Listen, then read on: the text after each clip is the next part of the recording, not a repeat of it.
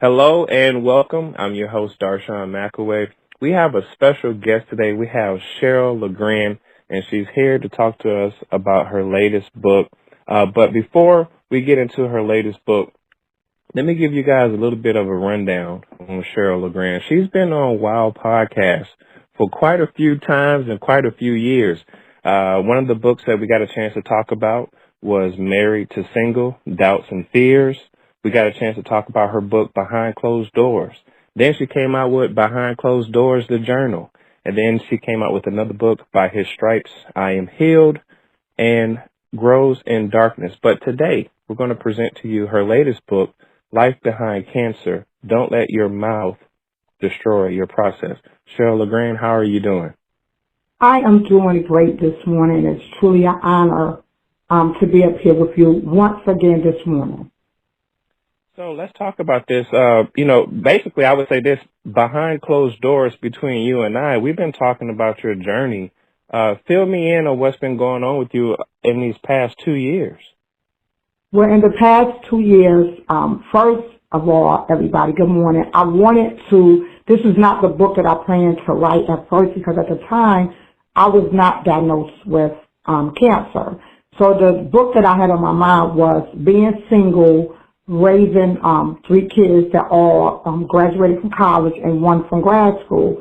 But what happened was I went to the doctor, and I tell anybody I had no symptoms. There was nothing wrong. I was going to the gym. I was walking. I was already dealing with lupus. So I knew what that was about. So as I had my mammogram, they sent me a letter saying I had to come back. And I was like, oh, maybe they seen some deodorant wrong or anything. Next thing I know, they kept calling me in. I remember because I was doing a virtual play, the virtual monitor, and my part was about if the doctor tell you something that you got bad, it was about liver. I mean, I had that down pat, but God was already preparing me for what was going to be said. And I had to tell the doctor I'm courageous, I will live and not die. So when they called me in the room privately, for some reason, the spirit was almost like, is I'm in this play? So they called me in there and they said, Mr. Graham, we got something to tell you, and you have breast cancer. All the faith, all the things I believe in, I'm going to be honest, went out the window right then. The only thing I did at that time was cry. I'm going to be honest. I was like, why me? Why is this happening? But then I had called a family member, and she said, calm down, call me when you get home.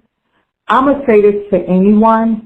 Having a support group, number one, believing in God and having faith with all of that, for 1 minute, I had doubted just a little bit. After I went home and I calmed down, got myself together, I got on my knees and prayed and said, okay, God, I know that this is supposed to be a lesson or a testimony. Whatever it is, I'm believing that you have me. What I had going on, the doctor told me he never seen anyone with lupus and cancer at the same time. He said you have an option. You'll have surgery, you'll have treatment, or you could take the pills. My family member, my aunt, said we go on full force because I had the cancer that was spread over your body rapidly. It was called a HER2. Now, remember now, at this time, I had 2 in college and I had a 16-year-old here. And that was very hard because he had to watch his mother go through from lupus to cancer to both. I was getting 8 treatments every 21 days. In the bed, some days I could not eat. I went from losing a lot of weight to gaining a lot of weight that put inflammation on my heart. So now I'm going with lupus, breast cancer, and inflammation on my heart. By then I had surgery, procedure, and I had to get radiation every day for a month and a half. So I had all of this going on. But the blessing was I had people around me who did not treat me different. I hid it from my young adults for a couple of months because I wanted the oldest 2 to be here with the youngest when I sit down with them and tell them. So I told them when they came home around Thanksgiving on the break. That was another difficult task. But through this journey with 8 treatments at one time, being in there 2 to 3 hours where they had me hooked up to the machine, getting my heart checked constantly, staying in and out the doctor. It taught me something, to be grateful, to be humble, and don't take nothing for granted. And I was telling my younger daughters, I said, in life, things are going to happen, but it's how we handle it while we are going through the process. That is something that we need to teach ourselves and teach our next generation, because they think things come easy. And we need to teach them in life. I didn't say that I didn't cry. I didn't say that I don't have doubts sometimes. But the overall is having faith, believing in God, and changing your mindset and being careful what we say. We kill our own lives by what comes out of our mouth. I kept saying every day, I'm going to beat this. I know God didn't bring me this far. And I said, God, I just want to see all my children graduate. I said, Lord, I'm needing you to help and guide me. And he did. But I was still writing. The longest book it took me, because every time I felt just a little better, I said, you know what, I'm going to write. And I wrote every time that I had to go to the doctor, every time I had to go to the heart doctor. I started writing in my journal the times and the dates. And as I did it, it got better. I ain't say it got easier. It got better and better. And my youngest one went through a lot because he was 16. He was trying to deal with it. He was trying to look at it. He got emotional. And then I started praying for him. I took myself out of it and said, Lord, protect my youngest son while I'm going through. It was no longer about me. You know, I said, protect my other two while they're in college. I took the focus off of me. I started praying for my caregiver, which was my aunt, Debbie Foreman. I said, protect her. I can't imagine what she's going through looking at me. So the life behind cancer, don't let your mouth destroy your process. It connects with behind closed doors, because a lot of times we come out and pretend, but we dying in the inside behind closed doors. So I hope this book encouraged someone, regardless of what's going on in your life. And I said, trust the process. How many times do we trust the process? Not when things are going good. Because I'm going to be honest with you. If somebody would have told me about cancer years ago, because I don't drink, I don't smoke, I return my tithes, or we think all of that because we go to church. But look what they did to Jesus. So during that time, I was on a prayer line with Miss Angela Thompson. And she had a prayer line for 122 days, from 5 in the morning to 6. When I wasn't in the doctor and getting treatments, I was determined to get up there every morning and pray. Then on my prayer line for my ministry was 6 to 7. And when I was not in the doctor, I was determined, because prayer changes things. I was sick. I was in the bed. I was in and out of the bathroom. I had to go to treatments. But I was saying nothing is going to stop me from praying. And that is my journey. And so I would tell anybody, we all in life have different journeys that we have to face. But it depends on how we perceive it, our mindset, and how we take it in. Is it easy? No. Was it hard? Yes. Did I have to cry? Yes. I remember my caregiver said, it's just a process. It's just a process. It's just a process. And even now, my heart is at 45% that I don't speak in the pumping area, and I still have lupus flare-ups. But doing all of that, I have a daughter who has graduated from college, have a full scholarship on Houston, Texas. I have my youngest one who went through, that's getting ready to go to college, and I have my middle son, who's also a junior. And through that, I have written my book. That is the journey of praying and believing in God and having faith, and change your conversation. Change it. no matter what's going on, still pray and bless somebody else in the middle of what you're going through, and take your eyes off of you. And when you do that, trust and believe God has you. And this is why I'm here today, because as far as you have been blessing me over the years. You know my journey. And let me tell you something, through that journey I have grown. Through everything that I have went through, it has made me stronger.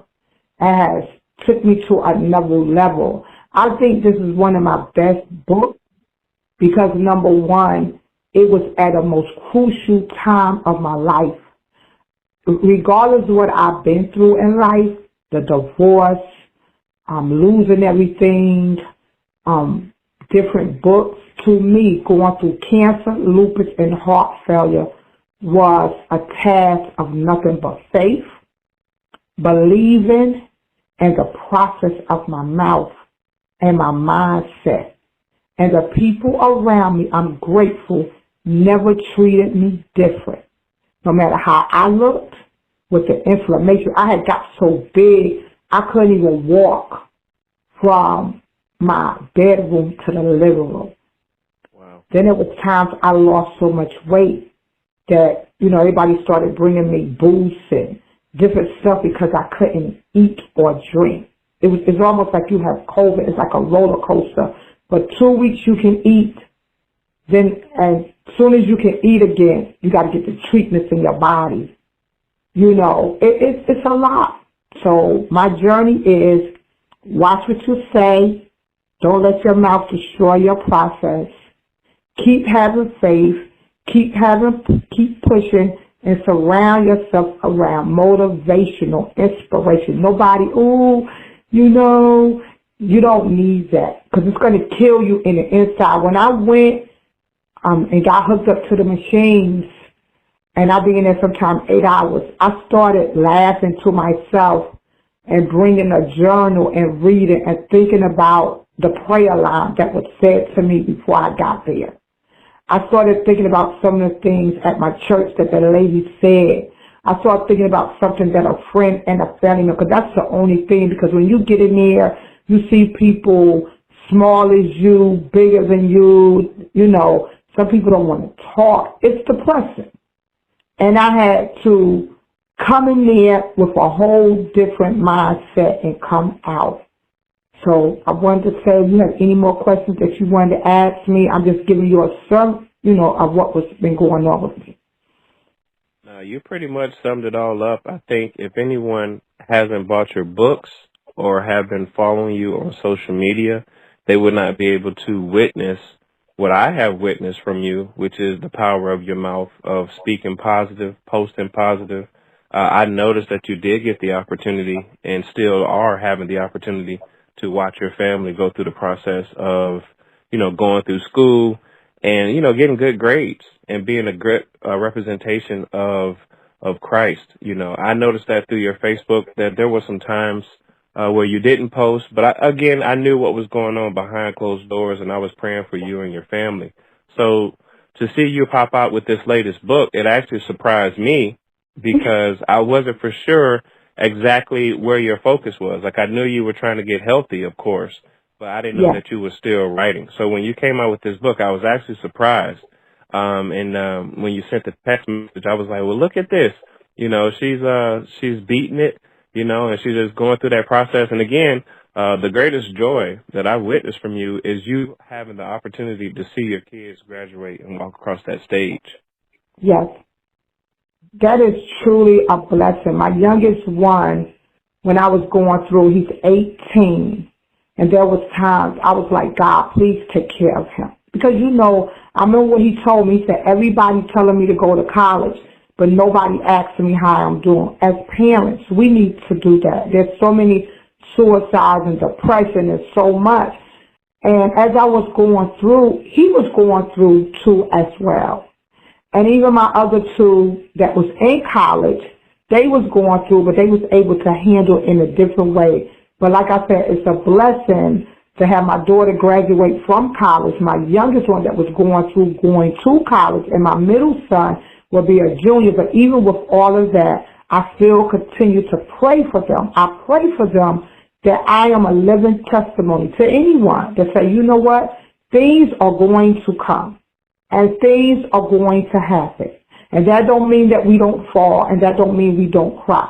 But in the process, I pray that they continue to move and they remember when I went through and say, you know what, if my mom can go through it, guess what, I can. And we need to teach them that, because in life, no matter how many degrees we have, no matter how many dreams we have, no matter how close we are connected to God, there's going to be times that we have to get on our knees, but we need to stay up there all the time, the good, the bad, and the ugly. So when things come, we are prepared. And you're right, nobody knew I was writing this book. I brought it up, but you know what? That was something I had to work out with God. Help and guide me to connect. And you know, it was truly a blessing. I put this book online, and I got truly blessed, highly favored. So many people supported me, and they bought my book, and they're still buying it. That is the connection with God. When you're sincere, you have faith, and you keep moving. So to all my readers, I pray this book is a journey, and I pray you also don't let your mouth destroy your process. And I want this to be a testimony of letting you know that all things are possible through Christ. That don't mean I'm perfect. That don't mean that things don't happen. But what it means, what are you speaking? What is your mind like? And what is your vision? What do you want to do? Don't let no money, don't let your situation, don't let your health stop you. Because we stop ourselves before anybody else does. That is a message well said. Cheryl, tell everybody where they could find you, all your social media, your websites, or any events that you have coming up. Well, right now, I am working on a website, but you can find me on Facebook. My name is Cheryl Northern LeGrand. You can find me on Instagram. It's Northern LeGrand. I have to get my author page back together. I still have it, but that is also Cheryl LeGrand. But at any given time, you can reach out to me on Facebook. I'm speaking and claiming in the next couple of months I will have a website. Well, good deal. Well, my name is Darshawn McAway. I'm the host of wildpodcast.me. We're speaking to Cheryl LeGrand about her latest book, Life Behind Cancer. Don't let your mouth destroy your process. Cheryl, it's been such a pleasure to speak with you and to get to know you, and I wish you nothing but the best. Well, thank you, and it's an honor and always truly a blessing speaking with you. And thank you once again for giving me this opportunity.